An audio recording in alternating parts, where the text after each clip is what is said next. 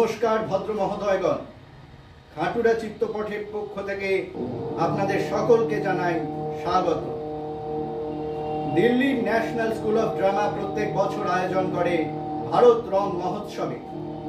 এই 2025 সালেও তার ব্যতিক্রম হয়নি। এই 2025 সাল, এই সালে ভারত রং মহোৎসব পার করছে তার উজ্জ্বল 25 বছর। এই উপলক্ষে Delhi national school of drama আয়োজন করেছে বিশ্বজন রং, যেখানে ভারতবর্ষের বিভিন্ন প্রান্ত থেকে বিভিন্ন সংগঠন অংশ নিচ্ছে তাদের প্রযোজনা নিয়ে। আমরা খাটুরা চিত্তপটও সেখানে অংশগ্রহণ করছি। খাটুরা চিত্তপটের আজকের প্রযোজনা পঞ্চম বেদ কথা। পঞ্চম বেদ, পঞ্চম বেদ কাকে বলে? পঞ্চম বেদ বলে নাট্যশাস্ত্রকে। নাট্যশাস্ত্রের রচয়িতাকে ঋষি ভরত মুনি। আজ থেকে প্রায় 2500 বছর আগে, যখন সারা বিশ্বে মানুষ গুহার মধ্যে বসবাস করত, যখন সভ্যতার আলো স্পর্শ করতে পারেনি, ঠিক তখনই আমাদের এই ভারতবর্ষে ঋষি ভরত মুনি রচনা করলেন নাট্যশাস্ত্র। ব্রহ্মার আদেশে, ইন্দ্রের অনুরোধে তিনি এই নাট্যশাস্ত্র রচনা করেছিলেন। আসুন এই 2025 সালে বিশ্বজন রঙে আমরা ফিরে যাই আজ থেকে 2500 বছর আগে এবং ঋষি ভরত মুনির কাছ থেকে শুনে নিই নাট্যশাস্ত্র সম্পর্কে। তাহলে শুরু করছি আমাদের প্রযোজনা, খাটুরা চিত্তপট প্রযোজনা পঞ্চম বেদ কথা।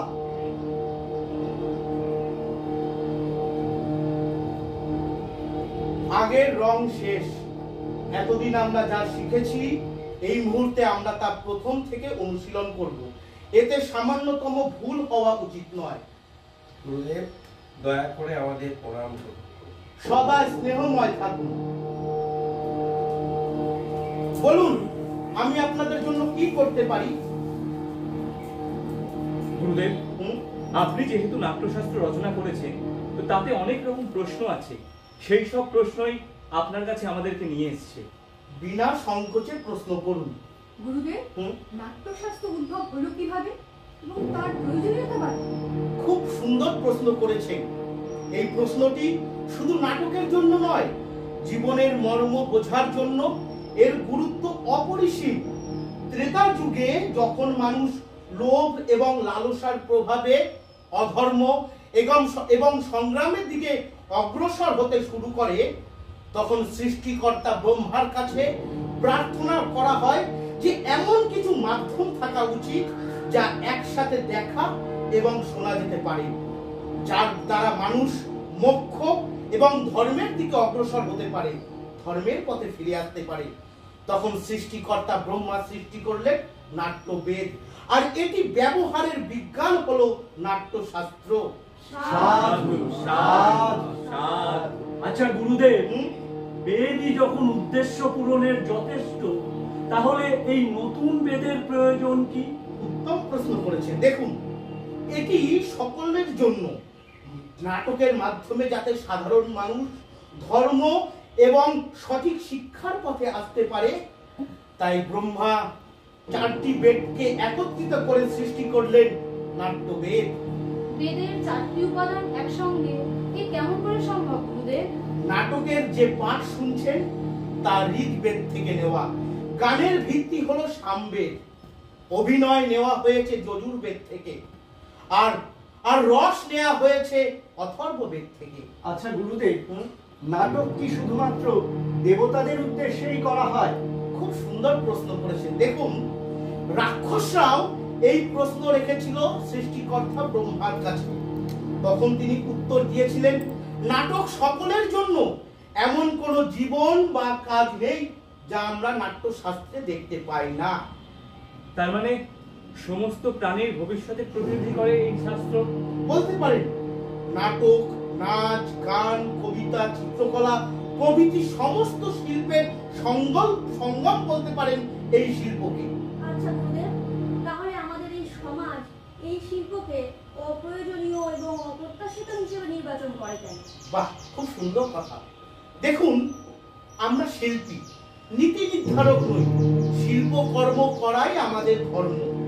জাত পাত ভৌগোলিক সীমা অতিক্রম করে সম্পূর্ণভাবে মানবতার কথা বলে এই শিল্প। বোধ ও অনুভূতি সজাগের মধ্য দিয়ে এই পৃথিবীকে স্বর্গে পরিণত করতে পারে এই শিল্প। তার মানে গুরুদেব, শিল্পহীন সমাজ মানে প্রাণহীন সমাজ। দেখুন, আমরা শিল্পী, সমস্ত শিল্পীরা যাতে তার প্রাপ্য স্থান এবং যোগ্য সম্মান পায়, তাই আমি নাট্যশাস্ত্রকে পঞ্চম বেদ বলেছি। পঞ্চম বেদ? পঞ্চম বেদ? হ্যাঁ, পঞ্চম বেদ। আচ্ছা ঋষিবর, হ্যাঁ। আপনি বলুন তো রস কয় প্রকার? রস রস রস রস 9 প্রকার। বাহ বাহ বাহ বাহ বাহ। আচ্ছা তাহলে এবার বলুন তো এই রস 9 প্রকার কি কি? রস 9 প্রকার হলো শৃঙ্গার, আচ্ছা, হাস্য, করুণা, রৌদ্র, বীর, বিভৎস, ভয়ানক, অদ্ভুত এবং শান্ত। বাহ বাহ বাহ, প্রসন্ন হলাম। আচ্ছা ঋষিবর, এবার আপনি বলুন তো অভিনয়ের উপাদান কি কি? 4টি। আচ্ছা, আঙ্গিক, বাচিক, আহার্য, সাত্ত্বিক। বাহ বাহ বাহ বাহ বাহ। আমার সমস্ত নাট্যশিল্পী ছাত্র ছাত্রীগণ এবং সমগ্র জাতির উদ্দেশ্যে আমার বার্তা, আসুন আসুন আমরা নাটক উপভোগ করি।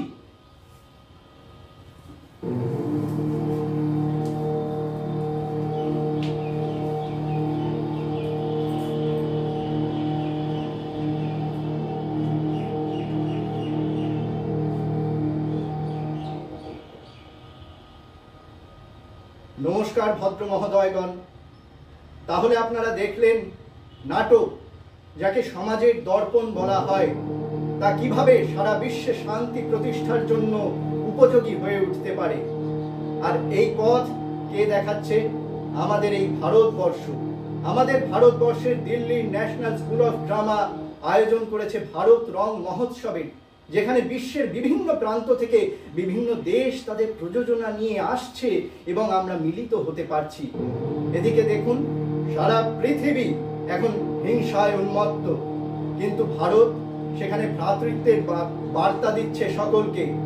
তাই আমাদের বিশ্বাস, আমাদের নাট্য সংস্থা খাটুরা চিত্তপটের বিশ্বাস, আগামী 2047 সালে স্বাধীনতার 100 বছরে আমরা উন্নততর ভারত সমগ্র বিশ্বকে শান্তির পথ দেখাবো। পৃথিবীর বুকে ভারত আবার জগৎ সভায় শ্রেষ্ঠ আসন নেবে।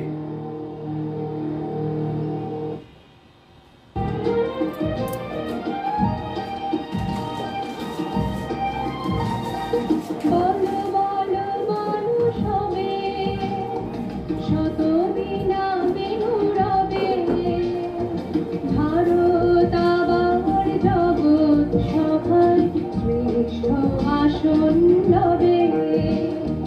ধর্মে মহান হবে, কর্মে মহান হবে, নবদিন মনি উদিবে আবার পুরাতনে পুরবে।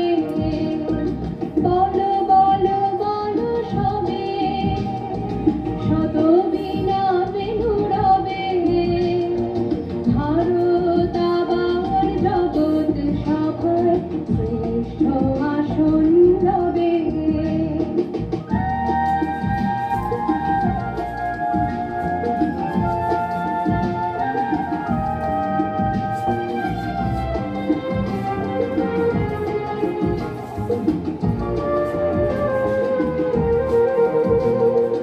আজও গিরিরাজ রয়েছে প্রহরে, গিরিপিণ্ডে নাচিছে লহরে, যায়নি শুকায় গঙ্গা গোদাবরী, এখনো অমৃত বাহিনী। প্রতি প্রান্তর, প্রতি মহাবন, প্রতি জনপদ তীর্থগণন বহিছে গৌরব কাহিনী। বলো বলো বলো সবে, শত বিনা বেনুরবে, ভারত আবার জগৎ